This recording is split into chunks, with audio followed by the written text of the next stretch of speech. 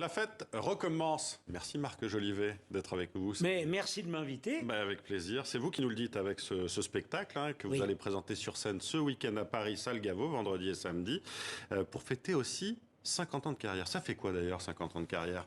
Ça fait que je suis en forme. Je ne bois que du lait, j'ai jamais eu une goutte d'alcool. Non, je vais avoir 72 ans le 17 juin. Et j'ai hâte que ça continue. Je suis vraiment en forme, je m'amuse. Et alors c'est en moi, quand je vois le drame, là, les drames de l'information sur mondiale, toute la planète, sur l'information mondiale, j'ai envie de dire, waouh, venez nous voir, venez vous amuser. Je ne prends pas l'avion. Donc je m'adresse, combien on m'avait dit 15 millions de gens qui regardent. Il y a des millions de personnes qui nous regardent. Alors les millions de... Je ne prends pas l'avion, 52 ans que je ne suis pas monté dans un avion, je n'irai pas vous voir, venez salle Gaveau ou à Avignon. Bon. Ou à Avignon, à la Scala. Eh bien on va regarder justement un extrait de votre spectacle. Avec plaisir. Ah, excusez-moi, ça se... Pardon. Allô? Oui, Manu? Oui, c'est le président de la République, désolé. Oui, Manu, je travaille là. Oh oui, j'ai le blues du second degré. Oh oui, c'est la loose de l'abandonné.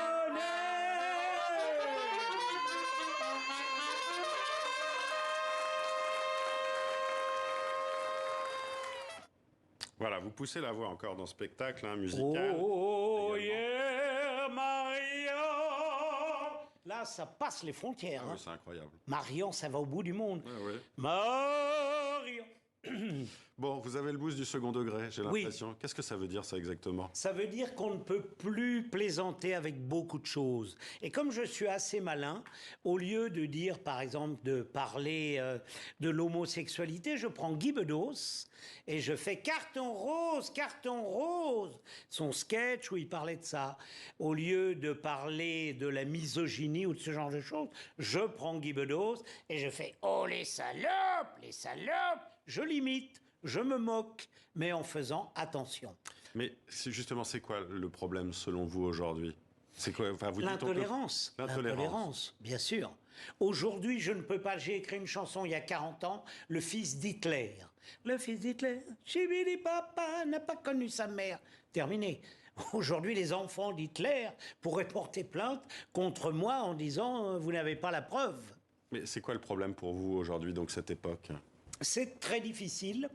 C'est très compliqué, mais c'est passionnant. Mon rôle d'humoriste consiste à continuer à toujours dire les choses en faisant attention. Vous avez envie de dire quoi, justement, en ce moment? Parce que votre spectacle, il est encore très politique. Ce week-end, vous allez faire gagner leur billet à des gens, leur donnant un bulletin de vote pour qu'ils devinent, justement, quel sera le score exact du parti gagnant au second tour des législatives. Absolument. La politique, d'ailleurs, on le voit dans l'extrait, c'est le président qui m'appelle. Absolument. Je suis le coach d'Emmanuel Macron. Je vais vous dire, Emmanuel Macron, m'a-t-on dit, a regardé, ça ne l'a pas fait rire, mais il ne m'a pas interdit. Si Jean-Luc Mélenchon était élu, voilà, je pense qu'il dirait, écoutez, je ne vais pas interdire Marc Jolivet, mais on va l'envoyer se faire rééduquer chez mon ami Poutine ou Xi Jinping. Voilà ce qui me fait peur. C'est du second degré. Oui, vous avez... voilà, exemple. Évidemment. Vous êtes vous-même présenté aux élections municipales à Paris. Absolument. En 1989 sous la bannière écologiste. Une carrière politique, ça vous a pas tenté? Pas du tout. Non? Pas du tout. J'ai pleuré. J'ai pleuré et les Verts m'en ont voulu d'avoir fait un bon score. J'ai compris que c'était un carteron de stalinien. Plus de 11% à l'époque. Oui, j'ai failli être élu. J'ai peut-être été élu. 5 ans de procès, 10 ans de procès contre les Tibéri pour qu'on reconnaisse qu'il y avait eu des malversations. Et l'écologie, justement, quand vous voyez actuellement l'urgence, vous, ça fait 30 ans, 40 ans que vous dénoncez justement les choses? Alors j'ai une association, Rire pour la planète. Ce sont les enfants. Je leur fais inventer le monde de demain. Parce que moi, je suivais Nicolas Hulot. Et donc il n'est plus là. S'il revient, je le suivrai. Mais je ne suis pas fait. Moi, je suis fait peut-être pour faire rire, pour être en forme et pour donner un peu d'espoir.